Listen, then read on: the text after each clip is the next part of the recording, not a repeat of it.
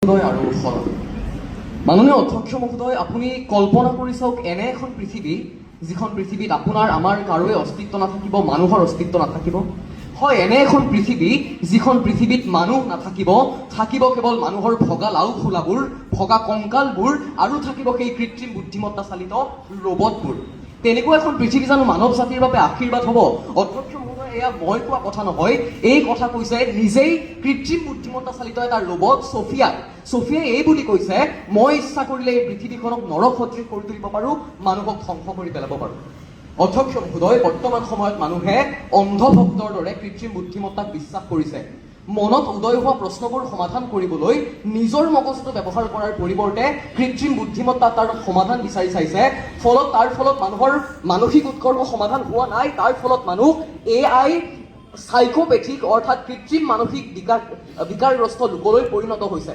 অধ্যক্ষ মহোদয়, বিৰোধী পক্ষৰ সদস্যসকলে কৈছে যে কৃত্ৰিম বুদ্ধিমত্তাই বিভিন্ন ধৰণৰ লাখ লাখ পদবী মুকলি কৰিছে, কিন্তু সেই পদসমূহত এনে ব্যক্তিয়েহে স্থান পাব, এনে ব্যক্তিয়েহে সেই পদত নিযুক্ত হ'ব যাৰ কৃত্ৰিম বুদ্ধিমত্তা সম্পৰ্কে, যাৰ তথ্য প্ৰযুক্তি বিজ্ঞান সম্পৰ্কে শিক্ষা আছে, যাৰ সেই সম্পৰ্কে বিশ্ববিদ্যালয়ৰ ডিগ্ৰী আছে। কিন্তু আমাৰ সমাজখনত এনে কিছুমান ব্যক্তিও আছে যাৰ তেনেধৰণৰ ডিগ্ৰী নাই, তথাপিও তেওঁলোকে নিজৰ প্ৰতিভাৰে সমাজখনত জীৱন নিৰ্বাহ কৰিবলৈ সক্ষম হৈছে। অধ্যক্ষ মহোদয়, যদি কৃত্ৰিম বুদ্ধিমত্তাৰ জৰিয়তে নিমিষতে 1 ছেকেণ্ড 2 ছেকেণ্ডৰ ভিতৰতে এটা গান প্ৰস্তুত কৰিব পাৰি, এখন চিত্ৰ প্ৰস্তুত কৰিব পাৰি, যিটো কাম কৰিবলৈ হয়তো এগৰাকী শিল্পীক বহু সময়ৰ প্ৰয়োজন হ'ব পাৰে, তেনে প্ৰেক্ষাপটত ভৱিষ্যতৰ পৃথিৱীখনত কলা সংস্কৃতি আৰু কলা সংস্কৃতিৰ জন্মদাতাসকলৰ মূল্য ক'ত থাকিব?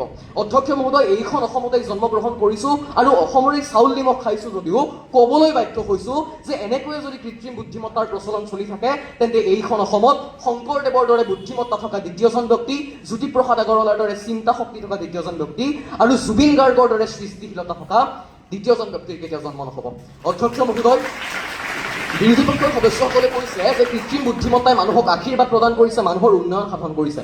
তেওঁলোকক মই পোনপটীয়াকৈ কৈ দিব বিচাৰিছোঁ যে নালাগে, আমাক তেনেধৰণৰ উন্নয়ন নালাগে যি উন্নয়নৰ নামত লাখ লাখ প্ৰতিভাৱান ব্যক্তি আৰু শিল্পীৰ মুখৰ ভাত কাঢ়ি অনা হৈছে, যি উন্নয়নৰ নামত হাজাৰ হাজাৰ কিশোৰ কিশোৰীৰ অশ্লীল ফটো আৰু ভিডিঅ' প্ৰচাৰৰ জৰিয়তে তেওঁলোকক মানসিকভাৱে হতাশ কৰি আত্মহত্যাৰ দৰে পথ বাছি ল'বলৈ বাধ্য কৰোৱা হৈছে।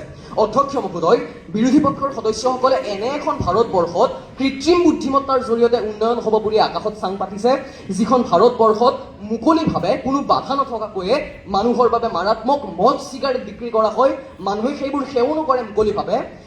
তাৰ সমান্তৰালভাৱে যিখন ভাৰতবৰ্ষত কোনো এগৰাকী কিশোৰী বা মহিলাই দোকানীৰ পৰা এটা চেনিটাৰী পেড খুজিবলৈ ভয় কৰে, সংকোচ কৰে, দোকানীগৰাকীয়ে চেনিটাৰী পেডটোক বাতৰি কাকতেৰে মেৰিয়াই লুকাই চুৰকৈ বিক্ৰী কৰে।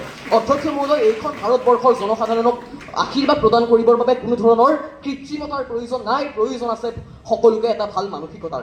অধ্যক্ষ মহোদয়, বিৰোধী পক্ষৰ সদস্যসকলে কৈছে যে কৃত্ৰিম বুদ্ধিমত্তাই চিকিৎসাৰ ক্ষেত্ৰখনত উন্নতি সাধনৰ জৰিয়তে মানুহৰ আয়ুস বৃদ্ধি কৰিবলৈ সক্ষম হৈছে। তেওঁলোকৰ জ্ঞানাৰ্থে মই জনাই দিব বিচাৰিছোঁ যে ভাৰতীয় স্বাস্থ্য প্ৰতিষ্ঠানে প্ৰকাশ কৰা তথ্য অনুসৰি ভাৰতবৰ্ষত উপলব্ধ অত্যাধুনিক AI ৰবটিক চিকিৎসাৰ এবাৰৰ খৰচ হৈছে 20 কোটি টকাতকৈ অধিক। আৰু তেওঁলোকৰ জ্ঞানাৰ্থে মই জনাই দিব বিচাৰিছোঁ যে ভাৰতবৰ্ষৰ 90% ব্যক্তিৰ দৰমহা হৈছে 25,000 টকাতকৈও কম। যদি তেওঁলোকে এনেধৰণৰ মানসিকতা গ্ৰহণ কৰিছে যে যাৰ টকা পইচা আছে তাৰ জীৱন জীয়াই থকাৰ অধিকাৰ আছে, যাৰ টকা পইচা নাই, যি লোক দুখীয়া, তেনে মানুহৰ চিকিৎসা কৰোৱাৰ, তেনে মানুহৰ জীয়াই থকাৰ কোনো অধিকাৰ নাই, তেন্তে এইখন পবিত্ৰ সদনতো তেওঁলোকৰ বাবে কোনো স্থান থাকিব নালাগে, তেওঁলোকে এই পবিত্ৰ সদন ত্যাগ কৰিব পাৰে। অধ্যক্ষ মহোদয়, শেষান্তত মই বিৰোধী পক্ষৰ সদস্যসকলক এটা কথাই ক'ব বিচাৰিছোঁ যে নতুনত্বক নিজৰ ওপৰত এনেকৈও ৰাজত্ব কৰিবলৈ নিদিব যে নতুনত্বই শেষত আপোনালোককে পুৰণি কৰি পেলাব, আপোনালোকে মচি পেলাব। মাননীয় অধ্যক্ষ মহোদয়, শেষান্ত আজিৰ সদনত উত্থাপন কৰা তথ্যসমূহ সদনত বিবেচনাৰ বাবে মই অধ্যক্ষ মহোদয়ৰ ওচৰত অৰ্পণ কৰিব বিচাৰিছোঁ। ধন্যবাদ মাননীয় অধ্যক্ষ মহোদয়, ধন্যবাদ সদন।